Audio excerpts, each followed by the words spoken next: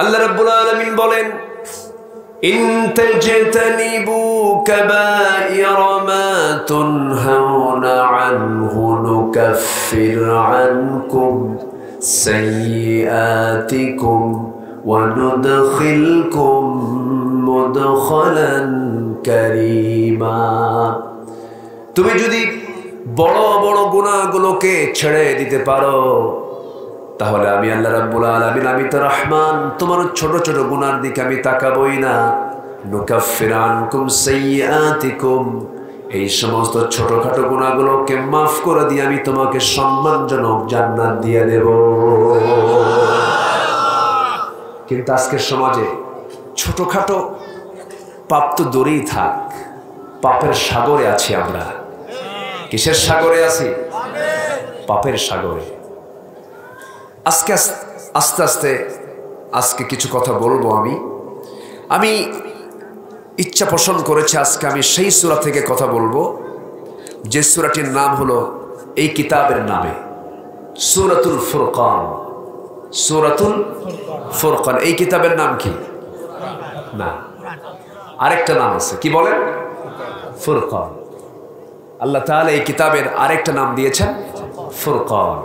দেখেন, এই কিতাবের নাম যে ফুরকান, আল্লাহ তাআলা প্রথম আয়াত দিয়ে এই সূরার নামকরণটা করেছেন। আল্লাহ রাব্বুল আলামিন বলেন, তাবারাকাল্লাযী নাযালাল ফুরকানা আলা আবদিহি লিয়াকুনা লিল আলামিনা নাযীরা। অতীব বরকতময় সেই মহান প্রভু, যিনি তার বান্দার উপরে এই ফুরকান নামক কিতাব, কি ফুরকান নামক কিতাব নাজিল করেছেন। তিনি যেন এই কিতাব দিয়ে গোটা বিশ্ববাসীকে যেন সতর্ক করতে পারেন। এই ফুরকান আল্লাহ তাআলা এই কিতাবের নাম কেন দিলেন? আরেক জায়গায় আল্লাহ রাব্বুল আলামিন বলছেন, শাহরু রমাদানাল্লাযী উনজিলা ফীহিল কুরআন হুদাল লিন-নাসি ওয়া বায়্যিনাতিন মিনাল হুদা ওয়াল ফুরকান। কোরআন নাযিল করেছি সত্য মিথ্যা পার্থক্য সৃষ্টিকারী হিসাবে। কোরআন এমন একটি কিতাবের নাম যা দিয়ে কোনটা সত্য, কোনটা মিথ্যা, কোনটা হক, কোনটা বাতিল এটা চেনা যায়। কোনটা হালাল দল আর কোনটা হারাম দল, কোনটা জাহান্নামের দল আর কোনটা জান্নাতের দল, কোরআন দিয়ে চেনা যায়। বলবো কথা? শুনতে রাজি আছি তো? আমার আগে আমানুল্লাহ না আহসানুল্লাহ। মানুষ ছোট, ওই যে মরিচ, এত বড় বড় মরিচ ৩-৪টা খায়ও ঝাল বোঝা যায় না, কিন্তু কিছু ছোট মরিচ আছে, উল্টা মরিচ আছে, একটা খাইনি ব্রেন টকবক করে যে খাইছি একটা জিনিস। তা আহসানুল্লাহ যদিও মানুষ ছোট, খুব সুন্দর কথা বলেছেন। হ্যাঁ, খুব সুন্দর। এলাকায় বাড়ি না? ওই তো আশেপাশেই তো। যে ভাষা এক তো, ভাষা এক না? জয়পুরহাট, ধামুরহাট, হাট হাট মিল আছে তো। মানুষ নওগাঁ, কিন্তু বাজার করেন জয়পুরহাটে গিয়ে, তাই তো বোঝা যায়। এখন কেন যে জেলা নওগাঁ হলো আল্লাহ জানে, সমস্যা নেই। সম্মানিত ভাইয়েরা, আল্লাহ তুমি তার কথার মধ্যে আরো বরকত দিয়ে দাও। জোরে বলি আল্লাহুম্মা আমিন। সম্মানিত ভাইয়েরা, তাহলে কোরআনের আরেকটা নাম আমরা জানলাম। কি নাম বলুন তো? ফুরকান মানে কি? কোনটা সত্য কোনটা মিথ্যা যা দিয়ে জানা যায় তার নাম কি? কোনটা সত্য আর কোনটা মিথ্যা যা দিয়ে জানা যায় তার নাম কি? ফুরকান। কোনটা বৈধ দল আর কোনটা অবৈধ দল, কোনটা জান্নাতের কোনটা জাহান্নামের, সব ক্লিয়ার আছে কোন কিতাবে? আমরা এই কিতাবটা ফলো করব। ঠিক একটা মাস পরে আসতেছে কোন মাস? ইবাদতের মৌসুম। ইবাদতের কি মৌসুম? ফলের মৌসুম থাকে না? জামাইকে দাওয়াত দেন কোন মাসে? কথা বলে না, একটু জোরে কথা বলতে হবে। একেবারে দাওয়াত দেয় না জামাইদের নাকি? দাওয়াত দেন না? জ্যৈষ্ঠ মাসে, জ্যৈষ্ঠ মাস হলো ফলের মৌসুম। আম, জাম, কাঁঠাল, লিচু সব এক সময়ে পাওয়া যায়, এই জন্য জামাইদেরকে দাওয়াত দিয়ে জ্যৈষ্ঠ মাসে খাওয়া।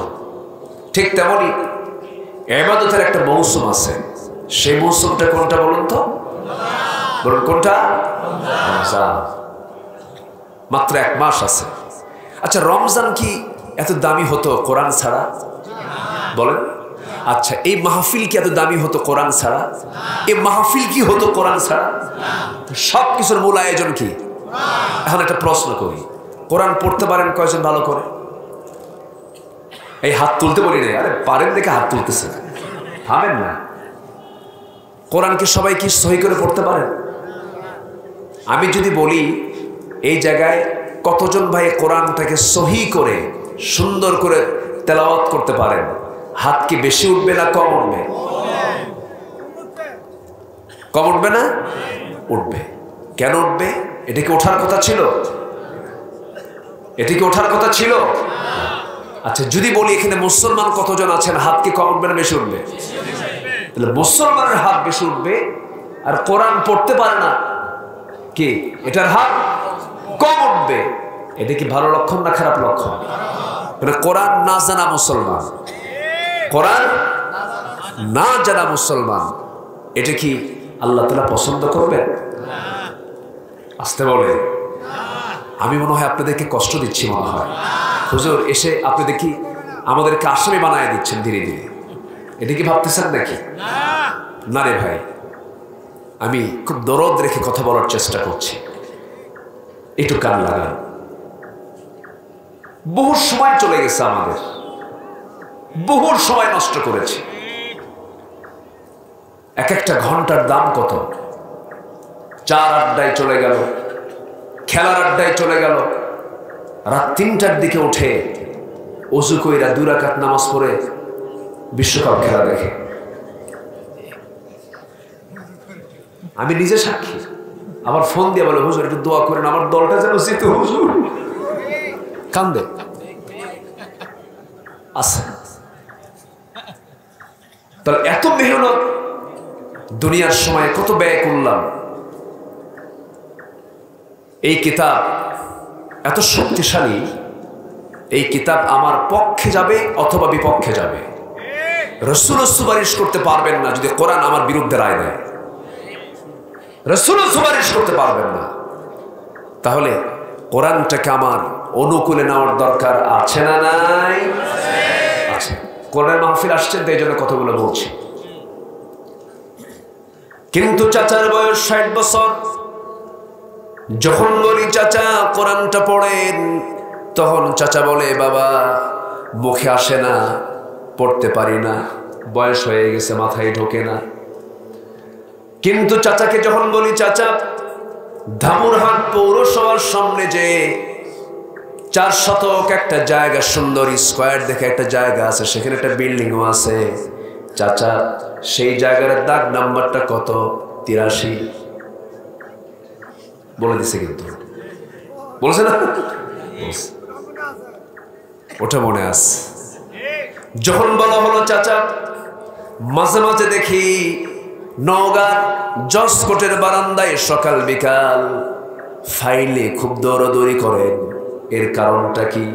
সেই সময় চাচা বলে, শোনো বাবা 20 বিঘে জমি আমার আছে, মামলা চলছে, এই মামলার রায়টা কয়েকদিনের মধ্যে পেয়ে যাব, আমার পক্ষে আসবে।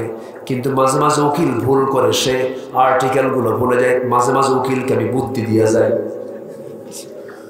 উকিলকেও বুদ্ধি দিতে পারেন, দাগ নাম্বারও তার মুখস্থ আছে, RS নাম্বার CS নাম্বারটাও মুখস্থ আছে। দুনিয়ার জিন্দেগি 60-70 বছরের জন্য যদি দাগ নাম্বার, RS নাম্বার, খতিয়ান নাম্বার সব যদি জানা থাকে, আল্লাহ তাআলা যে বান্দাকে সর্বনিম্ন জান্নাত দিবেন, সেই জান্নাতের এরিয়াটা হবে হলো 10টা পৃথিবীর মতো একটা জান্নাত। মনে হয় সেই জান্নাতের দাগ নাম্বার নাই? আসতে বলে, দাগ নাম্বার আছে না নাই? কোথায় খুঁজতে হবে? কোথায় খুঁজতে হবে?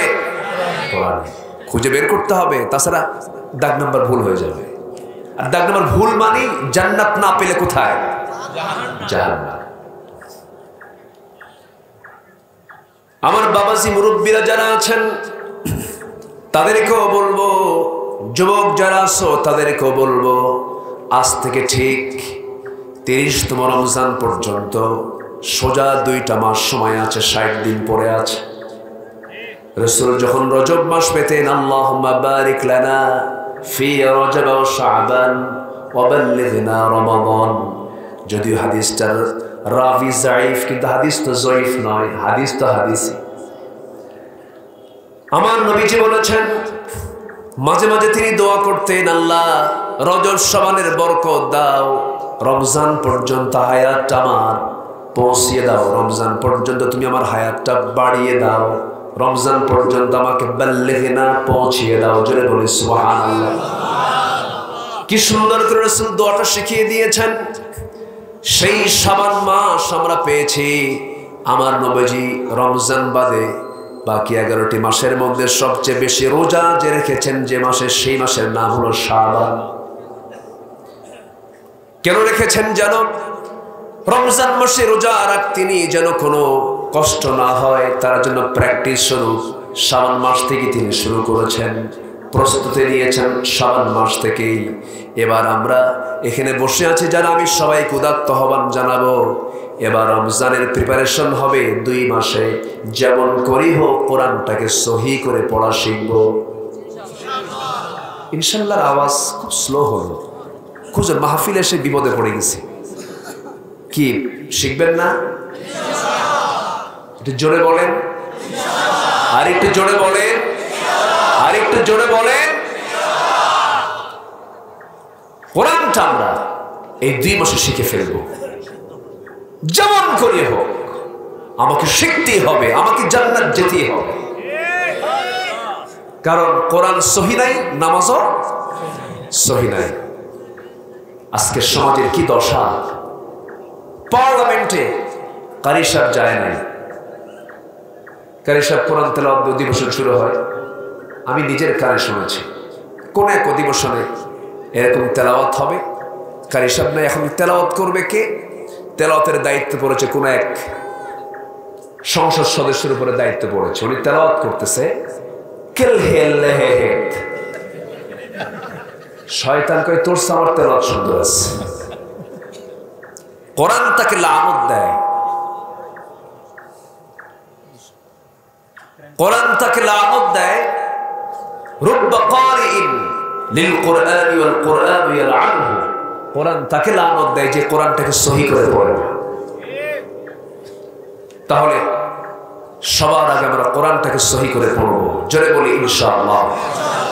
মাইকোলা আপনি বোঝেন না সাউন্ডগুলো কেমন হচ্ছে? আমি বুঝতেছি না, মাইকের অবস্থা খুব খারাপ, সো সো করে একটা আওয়াজ ব্যাড হয়, এটাও বোঝেন না।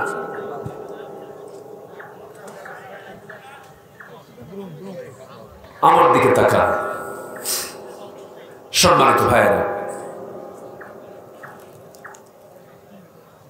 তাহলে না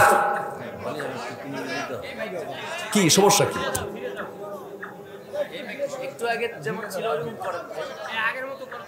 সম্মানিত বন্ধুগণ আমার দিকে একটু তাকান।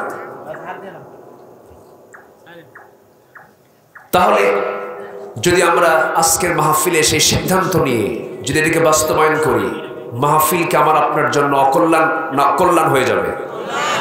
আর যদি না মানি লাভ আছে, যদি না মানি লাভ আছে। আমার দেশে ওয়াজ শুনে আমল করা লোক বেশি না কম? যদি আমল করত, সবচেয়ে বেশি ওয়াজ শুনে হলো মাইকলা।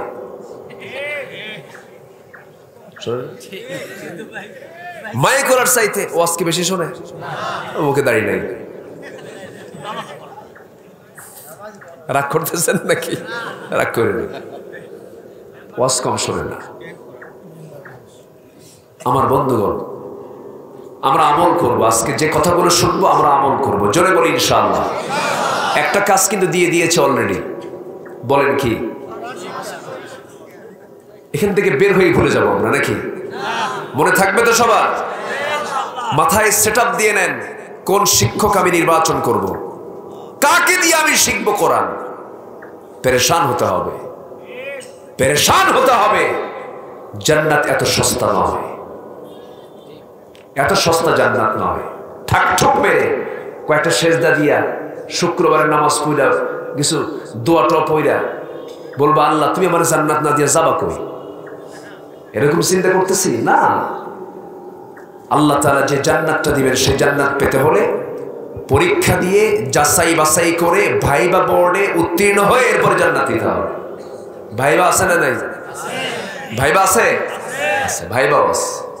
কিন্তু আজকে কোরআন পড়তে পারে সহি করে হাত বেশি উঠতেছে না, এটার জন্য শুধু ব্যক্তিগত জীবন, শুধু ব্যক্তি দায়ী নয়, এটার জন্য পরিবারও দায়ী, সমাজ দায়ী, শিক্ষা ব্যবস্থারও দায়বদ্ধতা আছে। আসতে বলবেন না, আছে না নাই?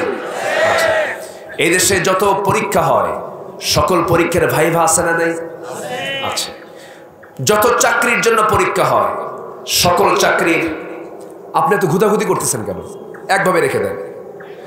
যত চাকরি হয় প্রত্যেকটা চাকরিরও ভাইভা আছে না নাই? আছে, ভাইভা আছে। যদি এরকম কন্ডিশন হতো যার নামের আগে মোহাম্মদ লাগানো আছে, যে মুসলিম পরিবারের সন্তান, সকল ভাইভা বোর্ডে শিক্ষার্থীকে, প্রার্থীকে অবশ্যই কোরআনের যে কোনো একটা পৃষ্ঠা থেকে তাকে তেলাওয়াত ধরা হবে, তাকে এক পৃষ্ঠা কোরআন তেলাওয়াত শোনাতে হবে। এই জাতীয় যদি কোনো কন্ডিশন রাখা হতো তাহলে কি আমার দেশে অশুদ্ধ তেলাওয়াতকারী কোনো লোক থাকতো? আসতে বলবেন না, থাকতো? তা না করে কি করছে জানেন? বানর ঢুকাইছে। বানর কি ঢুকাইছে? বানর। মানুষটাকে বানর ছিল। আমরা বলে দেখেন আমাদের দাম কি আর নিয়ে আসছে কোথায়? আমরা কি বানর ছিলাম? আসতে বলবেন না, আমরা কি বানর ছিলাম? আমরা কি ছিলাম? মানুষ, এখনো মানুষ। আমরা কার সন্তান? বলেন কার সন্তান? অতএব বানরের বংশধরদের কাছ থেকে আদম সন্তানদের শিক্ষা নেবার কিছু নাই, ঠিক কিনা? আমরা হলাম আদম সন্তান। আল্লাহ তাআলা ওয়ালাকাদ কাররামনা বানি আদম, আমি আদম সন্তানকে সম্মান দিয়েছি। কার কথা? আল্লাহর কথা।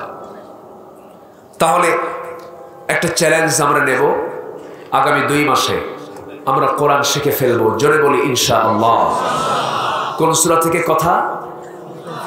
বলেন কোন সূরা থেকে কথা?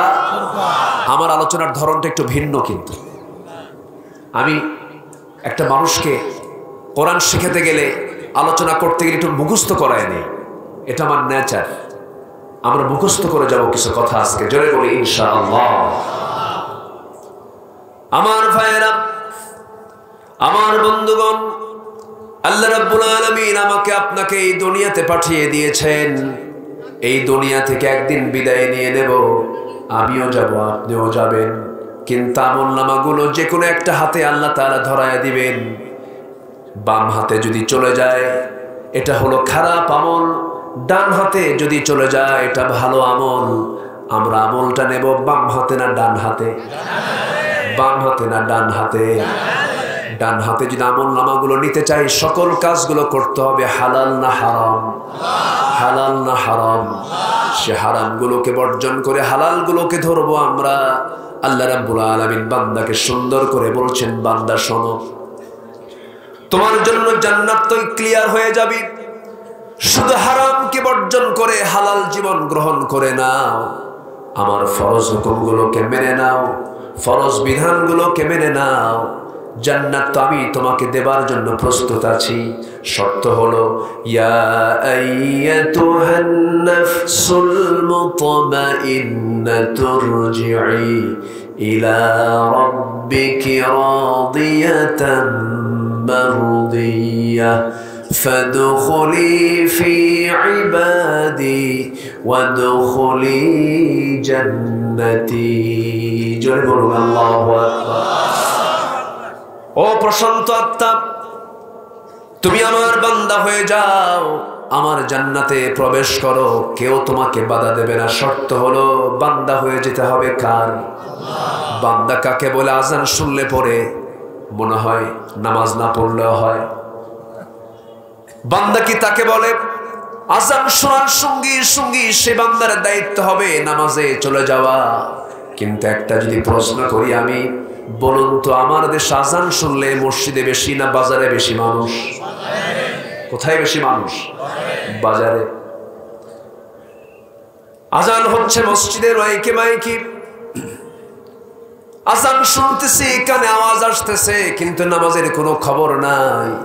আল্লাহ রাব্বুল আলামিন বলছেন বান্দারে জাহান্নামে যাওয়ার যতগুলো কারণ আছে এর মধ্যে এক নাম্বার কারণ হলো মা সালাকাকুম ফি সাকার ক্বালু লাম নাকু মিনাল মুসাল্লিন ওয়া লাম নাকু নুতঈমুল মিসকিন ওয়া কুন্না নাখুযু মা'আল খাইদিন ওয়া কুন্না নুকাযযিবু বিয়াউমিদ্দিন হাত্তা আতানাল ইয়াকিন। জোরে বলুন আল্লাহু আকবার। জাহান্নামীদেরকে বলা হবে জাহান্নামীরা, আজকে তোমরা জাহান্নামে কেন? সেদিন তারা বলবে আমরা চারটা কাজ দুনিয়াতে করে আসি নাই। নাম্বার 1 হলো আজান শুনেছি কিন্তু নামাজে যাই নাই। নামাজে যাই নাই। এরকম লোকের সংখ্যা আমার দেশে কম না বেশি? আসতে বলবেন না, কম না বেশি? বেশি। নামাজ তো পড়েই না, আবার বিভিন্ন দরবারের মুরিদ হয়ে বসে আছে। এলাকায় আছে কিনা জানি না, আছে নাকি? জিকির করি লা ইলাহা, আরো জোরে লা ইলাহা,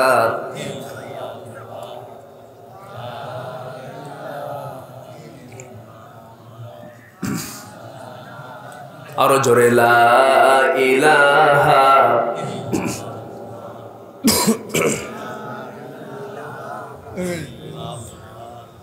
লা ইলাহা ইল্লাল্লাহু মুহাম্মাদুর রাসূলুল্লাহ সাল্লাল্লাহু আলাইহি ওয়াসাল্লাম। গতকাল আমার মাহফিল ছিল গাজীপুরে, তো সেখানে আমাকে বলা হলো হুজুর আমাদের এলাকায় কিছু মাজার আছে, সেখানে গিয়ে সবাই সেজদা দেয়। নাউজুবিল্লাহ বলবেন না? বললাম আর কাকে কাকে সেজদা দেয়? হুজুর আমাদের এখানে কিছু পীর কেবলা আছে, তাদেরকেও সেজদা দেয়। নাউজুবিল্লাহ বলবেন না?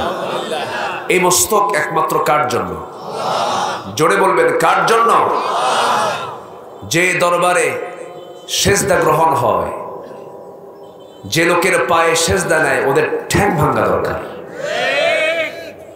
পা গুঁড়ো করে দেওয়া দরকার। পৃথিবীতে যদি সেজদার কোনো হুকুম থাকতো,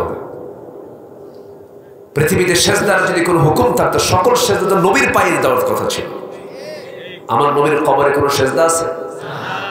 আমি নিজের চোখে দেখেছি। আমি অসংখ্যবার আমি আমার নবীর মকবরা কবর জিয়ারা করেছি। আমি নিজের চোখে দেখেছি। একটা ফুল সেখানে পাবেন না, সেখানে কোনো সেজদা পাবেন না। কারণ রসুল আব্দ, রসুল বান্দা, আমিও কি বান্দা। বান্দা চাবে কার কাছে? বান্দা কি বান্দার কাছে চাবে? বান্দা চাবে কার কাছে? আল্লাহর কাছে। চলে গেছে বাবার দরবারে, আবার গরুও পাঠায়। আছে নাকি এগুলো?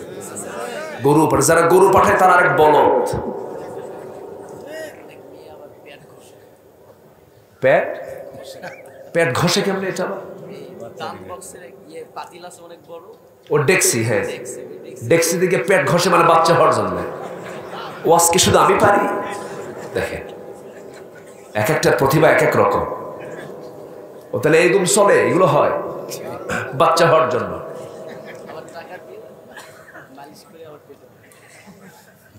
চিন্তা করা যায় কি নোংরামি। আমি নিজের চোখে একদিন দেখছি, অনেক আগের কথা, প্রায় 1 যুগ হবে, গাব তুলে দিয়ে আসতেছি। সালার চটপড়া, একই রকম ভণ্ড, মৌসো বড়, দাড়িও বড়, বগলের চুল বড়, নিচের দিকে আর গেলাম না, মাথার চুলে জট পাকতে পাকতে মহাজট, উকুন থাকতে থাকতে উকুন পর্যন্ত বিরক্ত। এই পাগল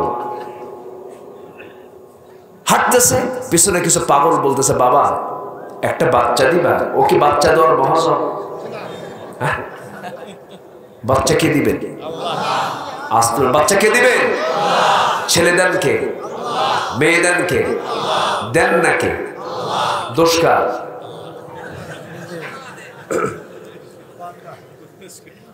ঠেলাই কইছি, ফায়সালা কার? আল্লাহ। সন্তান দেওয়া না দেওয়া, ইয়াহাবু লিমান ইয়াশাউ ইনাসা ওয়া ইয়াহাবু লিমান ইয়াশাউ যুকুর। আল্লাহ যাকে চান তাকে ছেলে দেন, যাকে চান তাকে মেয়ে দেন, যাকে চান তাকে কিচ্ছুই দেন না, আকিমা করে রাখেন, বন্ধা করে রাখেন। এই ক্ষমতা কার? আল্লাহ। তো পিছন থেকে বারবার চাচ্ছে, বাবা বাচ্চা দিবা। বাবাও কিছু কথা কয় না, বাবা সালার চট পড়ে আছে, হাসেও না কান্দেও না, বোঝা যায় না। হ্যাঁ, সামনে হাঁটতেছে, আবার হাঁটতে হাঁটতে পেশাবও করতেছে। পিছন থেকে এই পাগলগুলো বলে, এই তো বাবার রহমতের পানি ঝরা শুরু হয়েছে। মানুষ ইমান কেমনে হারা হয়? শোনেন, পীর যদি তার মুরিদকে সবকিছু দিতে পারত, মুরিদের যদি ইমান না থাকে, কোন পীর কিছু করতে পারবে? আসতে বলে পারবে? নবী তো নবীর ছেলের জন্য কিছু করতে পারেন না। বংশ দিয়ে কি করবেন আপনি? আমার 6-7 মাস আগে চিটাগাং মাহফিল, আমি এয়ারপোর্টে ঢুকতেছি, ডোমেস্টিকে ঢুকতেছি, বোর্ডিং পাস নিয়ে সামনে ঢুকবো, বসবো, বসার জায়গা পাচ্ছি না। বিমানে উঠবো, 1 ঘন্টা সময় লাগবে। বসি কোথায়? কোনো সিট মানে ফাঁকা আছে, কিন্তু বসার মতো জায়গা নেই। যেখানেই যাবেন এখন, পুরুষের আনাগোনা বেশি না মহিলার আনাগোনা বেশি? মহিলা। তা কি গায়ে কাপড় চোপড় আছে? এখন নাকি আধুনিকতা হলো কাপড় চোপড় যত খোলা যায় তত নাকি আধুনিক হওয়া যায়। আচ্ছা, বনের পশুর কি কোনো কাপড় চোপড় আছে? তাহলে যদি কাপড় ছাড়া যদি আধুনিক হওয়া যায়, পৃথিবীর সবচেয়ে আধুনিক হলো বনের পশু। আসতে কর কেন? তাই তো হওয়ার কথা। কাপড় চোপড় খুলে যদি আধুনিক হওয়া যায়, সবচেয়ে আধুনিক কে হওয়ার কথা? পশু। ওদের তো গায়ে কোনো কাপড় চোপড় নেই। সাহসী অভিনেত্রী বলে কাকে জানেন? যে যত কাপড় খুলতে পারে তাকে সাহসী অভিনেত্রী বলে। এরই বিশাল সাহস, কাপড় চোপড় খুলে ফেলে দেয়। যেরকম নাউজুবিল্লাহ। এই হচ্ছে অবস্থা। আমি ভিতরে ঢুকে জায়গা পাচ্ছি না, বসবো কোথায়? আমি ভাবতেছি আমার মতো টুপিওয়ালাকে 2-1টা নাই।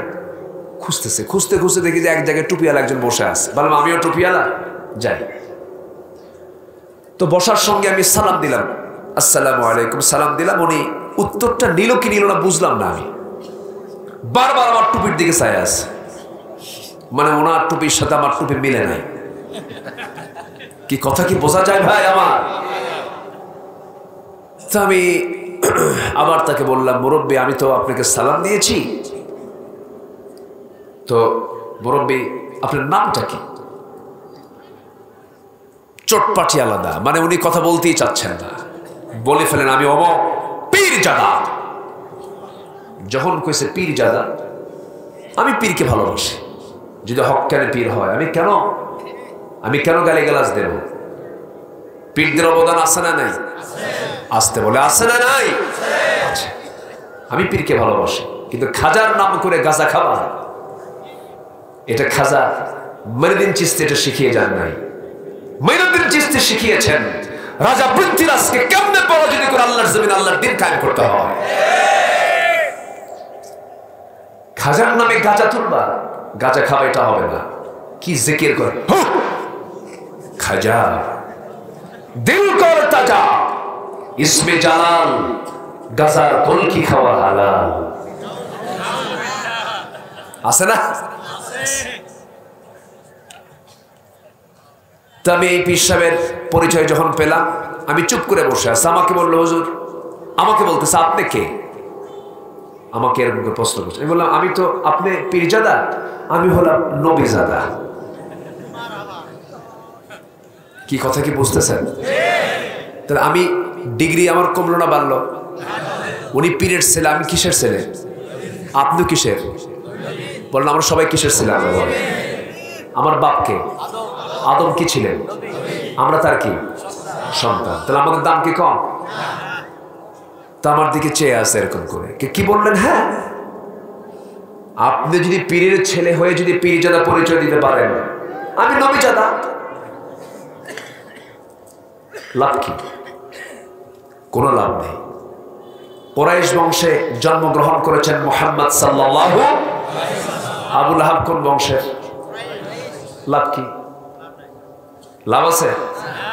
চৌধুরী, মির্জা, মোগল, পাঠান, সৈয়দ, সর্দার, শেখ আছে না ভাই? লাভ আছে? কোনো লাভ নাই। কিসের মির্জা, কিসের সৈয়দ, কিসের মোগল, কিসের পাঠান, এগুলো আল্লাহর সামনে যাবে না।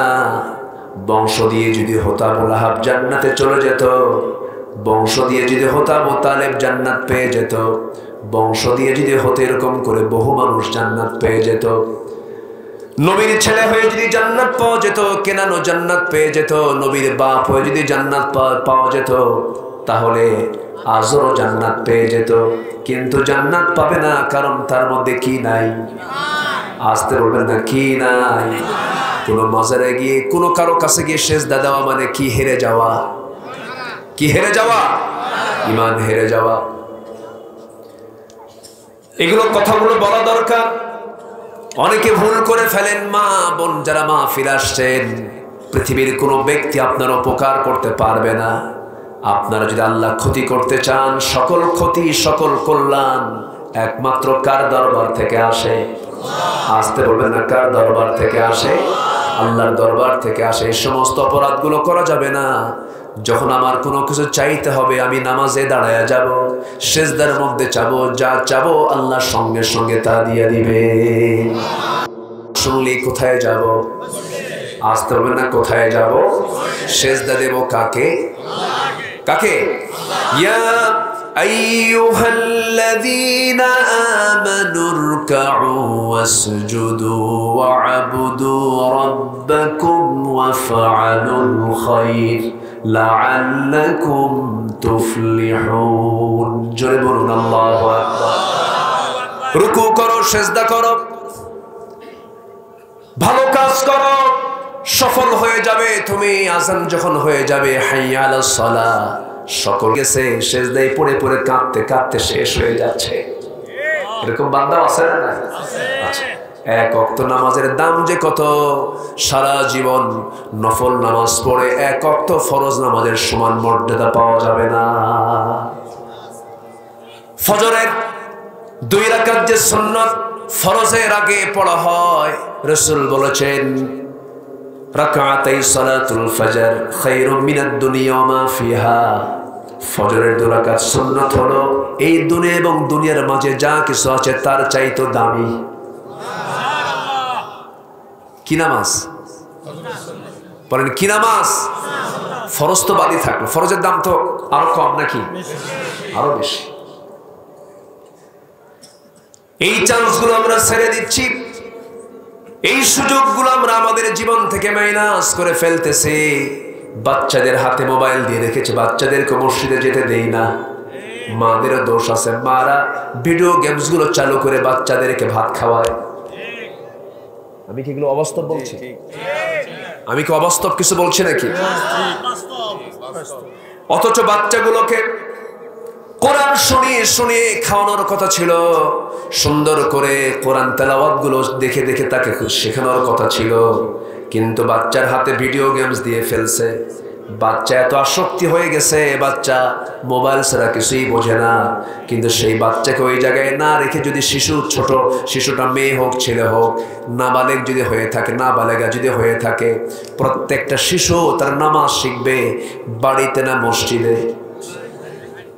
হ্যাঁ, বাড়িতে কেন? শিশুরা নামাজ শিখবে কোথায়?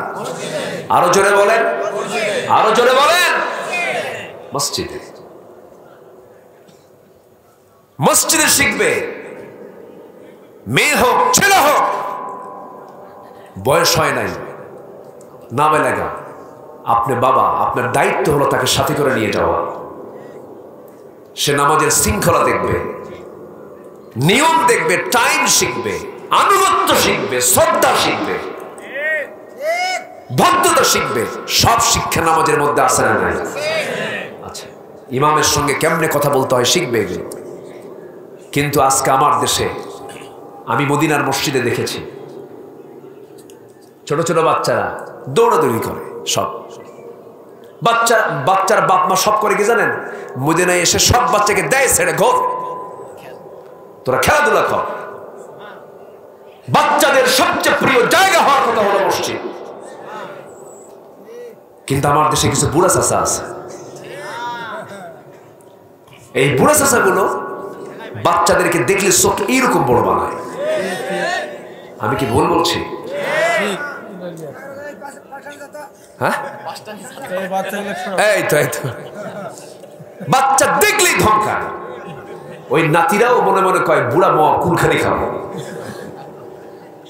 বাচ্চারা হলো ফেরেশতার মতো। কিসের মতো বলেন? তাদের কোনো গুনাহ নাই তো। আপনি নিষ্পাপ বাচ্চাকে নামাজ শিখাবেন কোথায়? মসজিদে শিখাতে হবে। ইসলামী সমাজের বৈশিষ্ট্য হলো প্রত্যেকটা মসজিদে শিশুর কান্না আর হাসির আওয়াজ শুনতে পাওয়া। শিশুরা কাঁদবে, এই আওয়াজ শোনা যাবে। শিশুরা হাসবে, এই আওয়াজ শোনা যাবে মসজিদ থেকে। সুবহানাল্লাহ বলবেন না? কথাগুলো শুনে মনে হয় বিরক্ত হচ্ছেন আপনারা। এগুলো কথা কি আমাদের জীবনের সঙ্গে দরকার আছে না? আচ্ছা, বাচ্চা আল্লাহওয়ালা হয়ে যাবে। দেখবেন বাচ্চাকে আপনি একদিন দুদিন মসজিদে নিয়ে চলে গেছেন, পরের দিন আপনি নিজেই না যেতে পারলেও সন্তানটা যাওয়ার জন্য আগ্রহী হয়ে যাবে। সে নিজেই ছুটে ছুটে যাবে মসজিদের দিকে, নামাজটা পড়বে। আজান হবে কখন, ঘড়িটা দেখবে, আম্মা আজান দিয়ে দিল, মসজিদে চলে গেলাম। এই যে সে নিয়মগুলো শিখে নিল, সারা জীবন সে যত বড় অফিসার হোক না কেন, সে ইসলাম বিরোধী হয়ে উঠবে না, খারাপ হবে না। সকল শিক্ষা হলো আসসালাতু ইমাদুদ্দিন, নামাজ হলো দ্বীনের স্তম্ভ, দ্বীনের স্তম্ভ, দ্বীনের খুঁটি। এজন্য পরিবারকে মসজিদমুখী করব আমরা। আমার নবীজি ছোট্ট ছোট্ট বাচ্চাদেরকে মসজিদে নামাজের জন্য পারমিশন দিয়েছেন। নবীজি একদিন জুমার খুতবা দিচ্ছেন, হোসেন রাদিয়াল্লাহু তাআলা আনহু নবীর সামনে আসবেন। মানুষ হলো 4 ফিট, জুব্বা পড়ছে 5 ফিট। বাচ্চারা এগুলো করে না? করে না? ছোট ভাই বড় ভাইয়ের জুব্বা পড়ছে, তাহলে তো প্যাঁচ লাগবেই। এরকম করে বড় একটা জুব্বা পরে আসছে, জুব্বার কাপড়ের সঙ্গে প্যাঁচ লেগে হোসেন পড়ে যায়। আমার নবী যেটা লক্ষ্য করে জুমার খুতবা ছেড়ে দিয়া দূর থেকে হোসেনকে কোলের মধ্যে করে নিয়ে তিনি প্রথম কাতারে বসায় দিলেন।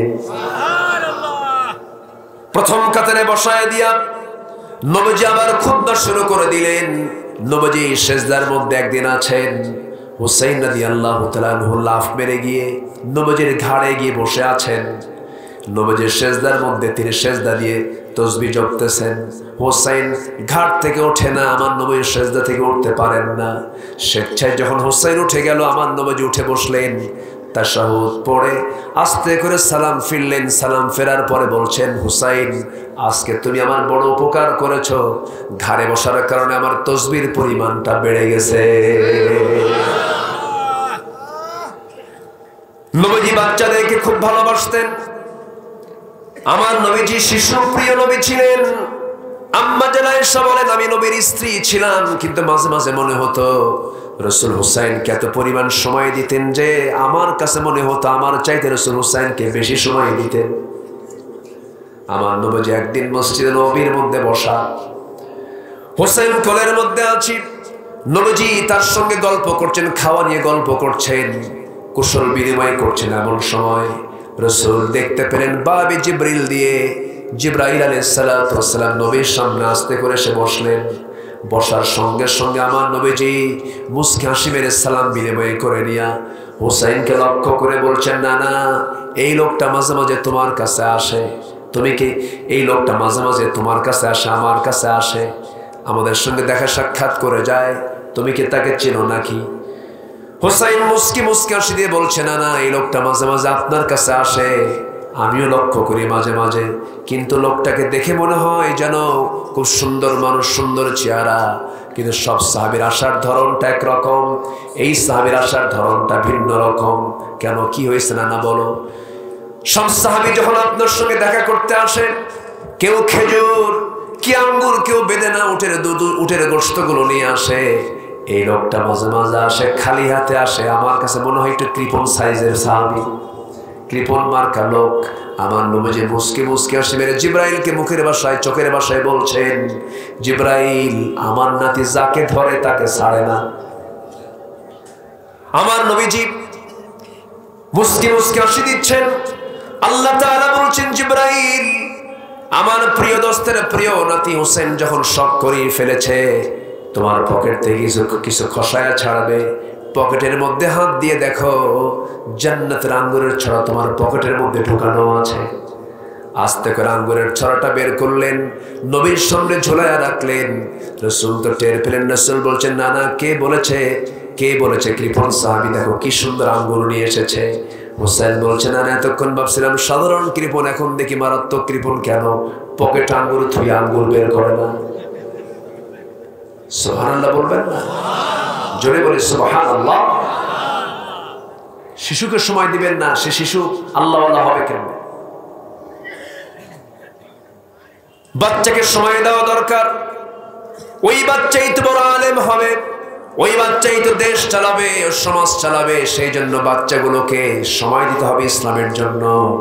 আমার নবীজি হুসাইনকে এত পরিমাণ ভালোবাসতেন, একদিন দরজার কাছে এসে হুসাইন রাদিয়াল্লাহু তাআলা দাঁড়ায় আছেন।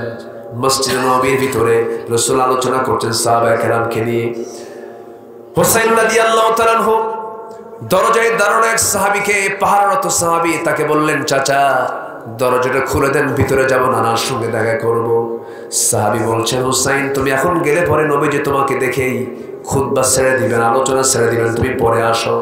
চোখটা বড় বানায় বলছো, ও সাহাবী, তোমরা যে নবীর কথা বসে বসে শোনো, তার চাইতে আমি হুসাইনের আমার কি দাম কম নাকি? আমার দাম কম? তোমাদের নবীর চাইতে আমি হুসাইন বড় আছি, রাস্তা ছাড়। আল্লাহু আকবার বলবেন না? রাস্তা ক্লিয়ার করে নিলেন। নবীর সামনে গিয়ে দাঁড়ায় আছেন, বসেন না, মনটা খারাপ।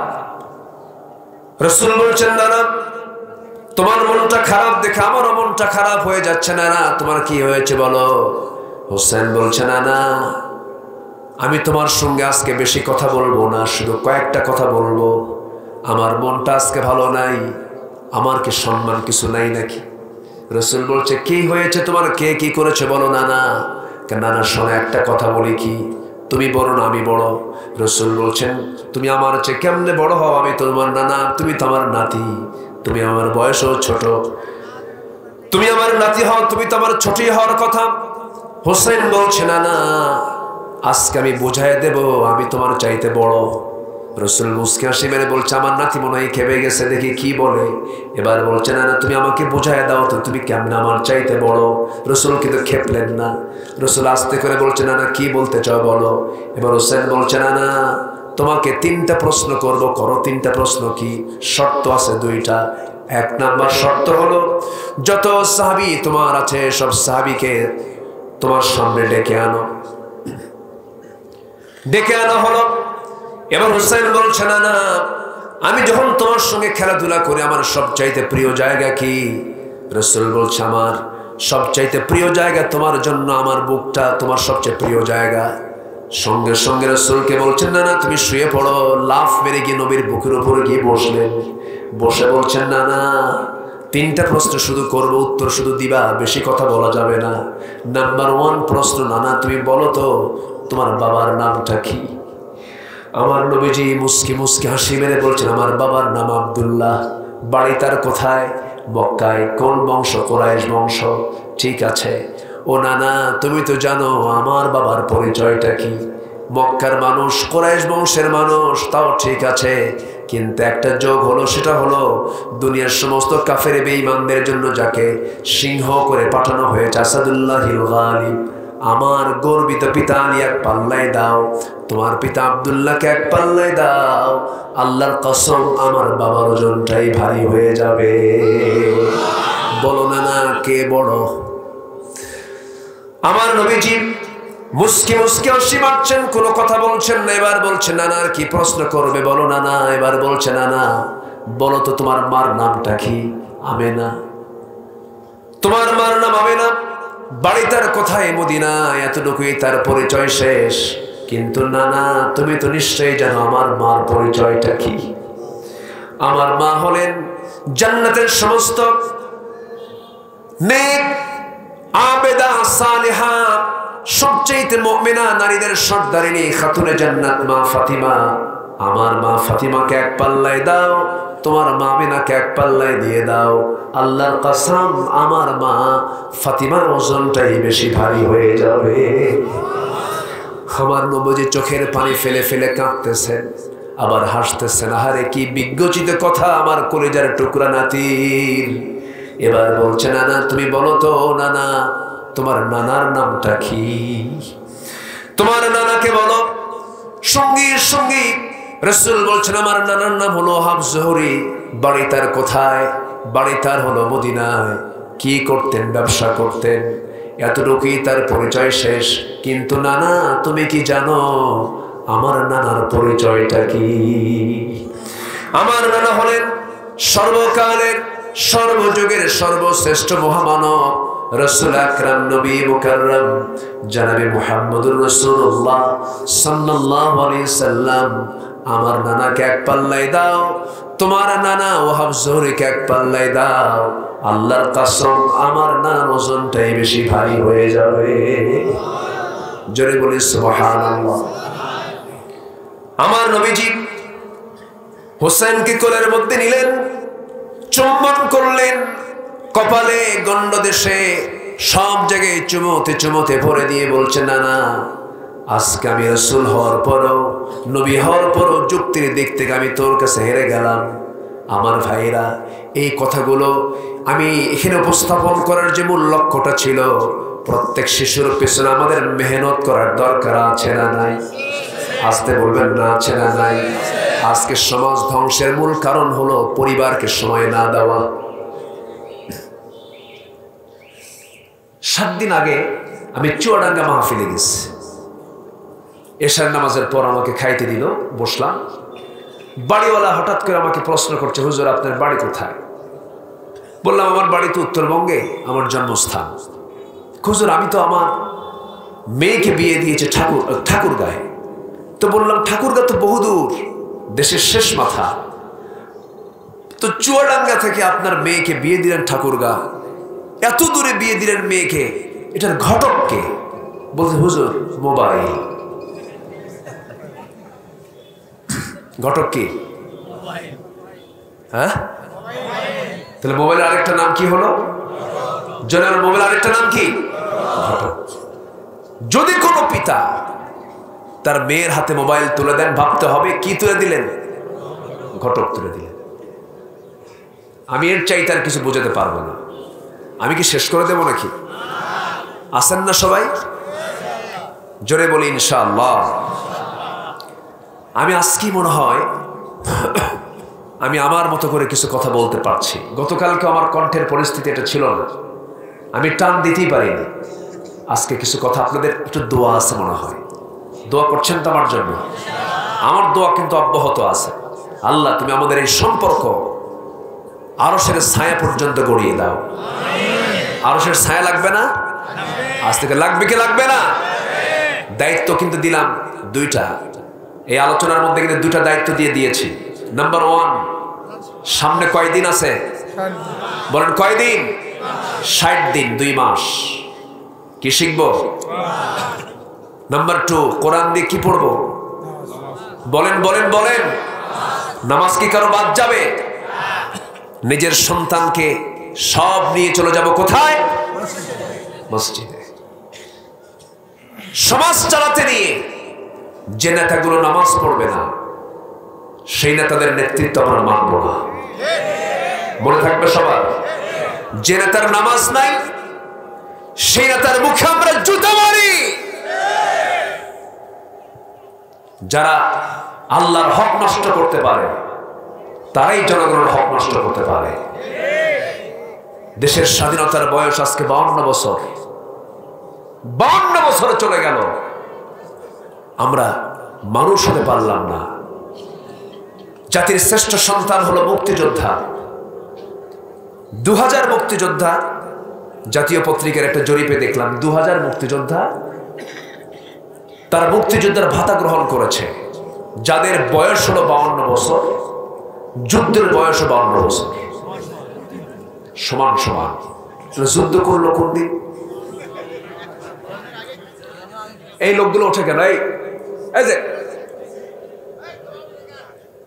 রাগ করলে তো বসেন না, কত সময় কত দিকে চলে যায়। আমি খুবই খুশি যে একটা লোক নড়াচড়া করেন নাই, বলি আলহামদুলিল্লাহ। তাহলে যুদ্ধ হলো 52 বছর, বয়স কত? যুদ্ধ হলো কোন দিন? রুহের জগৎ থেকে। এই হলো অবস্থা। আমার দেশে কোনো কিছুর সংকট ছিল না। বিগত কয়েক বছরে জাতীয় পত্রিকার জরিপ এসেছে 14 থেকে 16 লক্ষ কোটি টাকা দেশ থেকে পাচার করলো কারা? পিসাবরা, হ্যাঁ, ফেরেশতারা। উচিত কথায় বন্ধ বেজার, গরম ভাতে আছে। কথা এলাকায় আছে, কথা বলতে গেলেই তো দোষ হয়ে যায়। এদেশের ক্ষমতার মসনদে কোনদিন আলেমরা ক্ষমতায় আসে নাই। এদেশের লুটপাট, এদেশের দুর্নীতি, এদেশের ক্রাইমের সাথে আলেমদের দূরতম কোনো সম্পর্ক নাই। কিন্তু এখন সমস্ত আসামি কারা? দুঃখ রাখি কোথায়? নষ্টা ভ্রষ্টা মহিলা, যার আগে পেটে বাচ্চা আসে, এরপরে গায়ে হলুদ দেয়, এরপরে বিয়ে হয়, হাত রাঙ্গানো মেহেদি নিয়ে কোর্টে হাজিরা দিতে যায়, কোনো হাত করা লাগে না। আর শাইখুল হাদিস, হাজার হাজার হাদিসের হাফেজ, বড় বড় আলেম ওলামা, তাদের হাতে হাত করা লাগানো হয়। বড় দুঃখের বিষয়, বড় দুঃখের বিষয়। আলেমদের পক্ষে কথা বলার দরকার আছে না নাই? রাজি আছেন কারা কারা? হাত উঁচু করে দেখেন মুসলমান।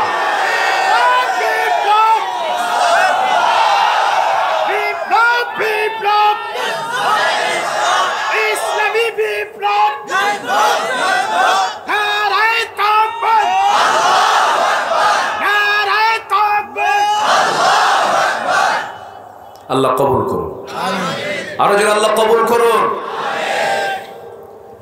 কষ্ট পাচ্ছেন?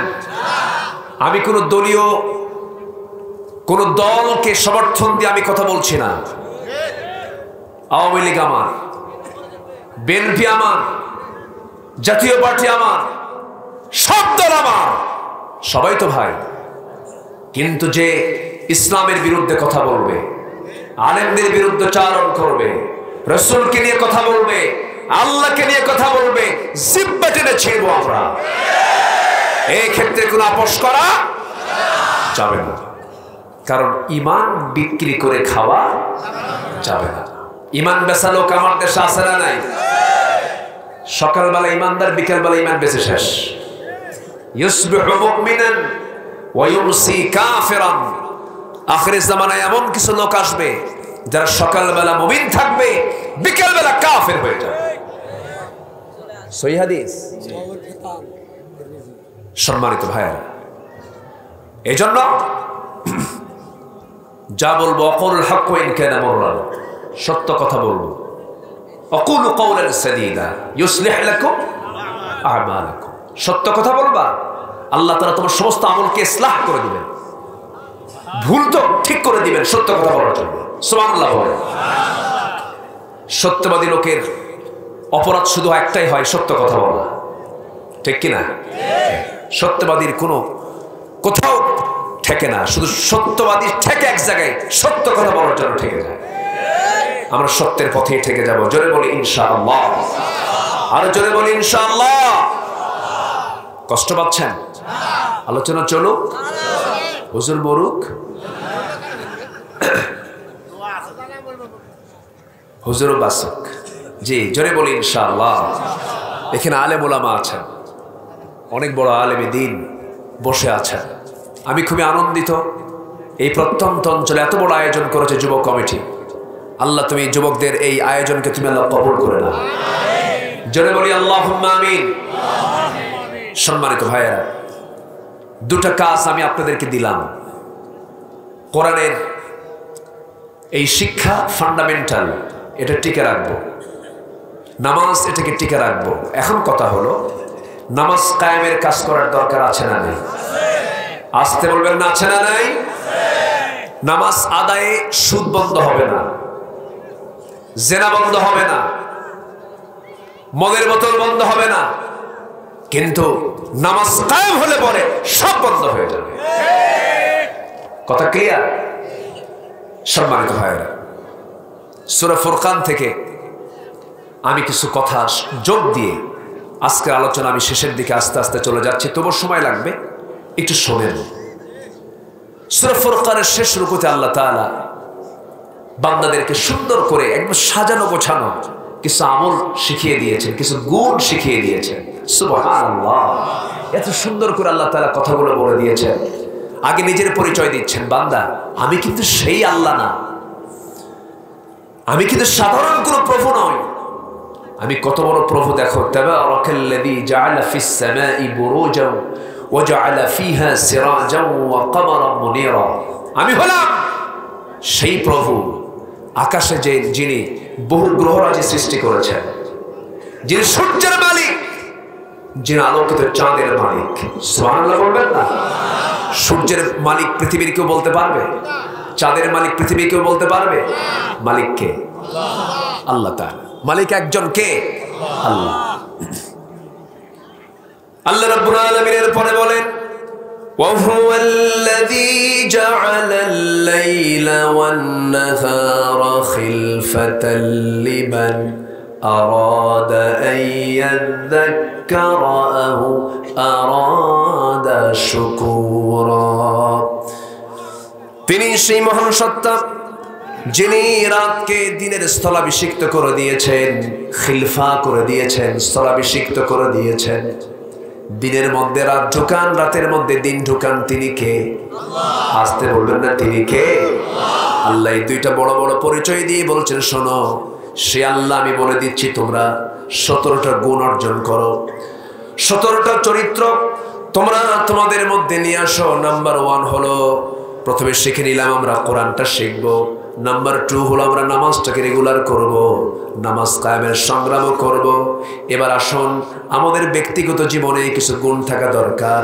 নাম্বার 1 হলো ইমানদার উগ্র হবে না, বিনয়ী হবে। কি হবে? এই উঠে কেন? এই যে বাবা, বাবা বসো বসো। কি চাপ নাকি? চাপ? নিম্নচাপ? আচ্ছা, নিম্নচাপ যদি থাকে সেটা ভিন্ন কথা, কিছু ঊর্ধ্ব চাপও আছে, বিড়ি খাওয়া চাপ। এই চাপও কিন্তু কম না। আবার দরবারের মধ্যে মাতব্বর নাই, মাতব্বর গেল কই, হেরে গেছে, সাইডে যায় আর টানতেছে। কি চাচা কই গেছিলেন? কি বাবা ব্রেনটা ফ্রেশ করলাম। বসেন। আমাদের কাছে আবার প্রশ্ন করে, হুজুর বিড়ি খাওয়া কি জায়েজ আছে? মানে উনি জায়েজের চেষ্টায় আছে। যেটা খেলে লাংস পচে যায় সেটা কি জায়েজ হয়? সকল নেশা হারাম, এটা মাথায় রাখবেন। সকল নেশা কি হারাম, এটা মাথায় রেখে আমরা আমাদের প্র্যাকটিসটা করব। আল্লাহ কবুল করুন। রমজান মাসে সারাদিন রোজা রাখে, ইফতার আসলেই দোকানদারের সামনে যায় মাথা ঘোরে, দাও তো বিড়িটা দাও তো, সারাদিন রোজা ছিলাম, বাহ, আছে না নাই? কি লাভ? বিনয়ী হব আমরা, এক। নাম্বার 2, যারা মূর্খ অজ্ঞ এদের সঙ্গে তর্ক করবো না, সালাম দেব, সালাম দিয়ে বিদায়। ইমানদারের মুখ হবে হচ্ছে আমানত, এক একটা কথা বের হবে মুক্তার দানার মতো, বেহুদা কোনো কথা ইমানদারের মুখ থেকে বের হবে না। কিন্তু আজকে আমার দেশের চৌরাস্তার মোড়ে চায়ের দোকান কম না বেশি? ওই জায়গায় শুধু চা খায় না, আরো কিছু করে, কি জিব্বার গুনাহ হয়, হয়ে যায়, এগুলো করা যাবে না। নাম্বার 3, রাত জেগে জেগে সেজদা দেওয়া। নাম্বার 4, জাহান্নাম থেকে বাঁচার আকুতি, তাই না?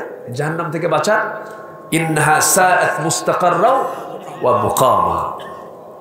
সম্মানিত ভাইয়ারা, একটু রাত বেশি হয়ে গেছে, 12টা বাজে, চোখে সবার ক্লান্তির একটা ছাপ দেখছি, আমি খুব বেশি লম্বার দিকে যাচ্ছি না। নাম্বার 5 হলো অপচয় না করা। অপচয় করবে শয়তান। অপচয় করবে কে? শয়তান। অপচয় ইমানদার করতে পারে না। নাম্বার 6 হলো মিতব্যয়ী হওয়া। নাম্বার 7 হলো আল্লাহ ব্যতীত আর কাউকে না ডাকা। নাম্বার 8 হলো হত্যা না করা। নাম্বার 9 হলো জেনার কাছে না যাওয়া, জেনা না করা। এখানে ওয়ালা ইয়াজনুন শব্দ এসেছে, আরেক জায়গায় আসছে ওয়ালা তাকরাবুজ জিনা, জিনার নিকটে যেও না। নাম্বার 10 হলো তওবা করা। নাম্বার 11 হলো ঈমান আনা। আল্লাহ তাআলা মাসখানে ঈমানের কথা বলেছেন, এরকম করে আরো কিছু আয়াত আছে আল্লাহ তাআলা ঈমানের কথা পরে বলেছেন, আগে জরুরি কিছু কথা বলে নিয়েছেন। এরপরে নাম্বার 12 হলো নেক আমল করা। নাম্বার 13 হলো মিথ্যা সাক্ষী না দেওয়া। এই বিগত যে সময়গুলো গেছে অধিকাংশ মামলার সাক্ষীগুলো সত্যবাদী না মিথ্যুক?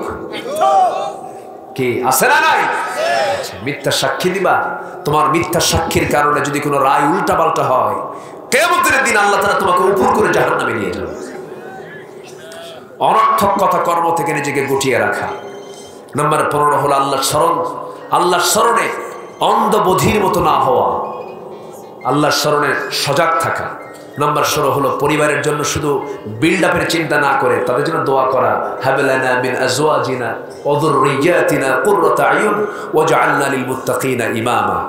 নাম্বার 17 হলো সবর ধরা, ধৈর্য ধরা। আল্লাহ তাআলা এখানে বিনয় দিয়ে ধরেছেন, বিনয় দিয়ে শুরু করেছেন, সবর দিয়ে ধৈর্য দিয়ে শেষ করেছেন। এই 17টি গুণ আমরা সূরা ফুরকানের আলোকে আমরা নিজের জীবনে বাস্তবায়ন করব। জয় বলি ইনশাআল্লাহ। একটু বসেন।